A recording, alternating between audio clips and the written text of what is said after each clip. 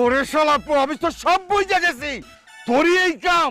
তুই আবার ঘরের মানুষ হইয়া আমার এত বড় ক্ষতি করতে পারলি।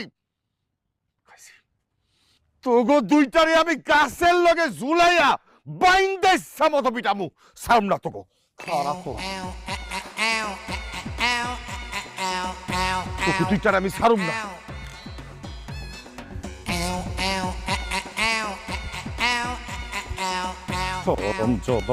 তোগো খালি পাইয়ানি তোগো আজকে বিশ্বাস করে ফেলাম।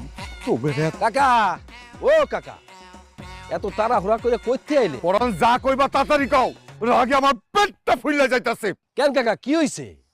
আবার তুই যাবাই আমার পেট? তোর শুনুনে কাম নাই, যা তো যাচ্ছে সব থেকে যা।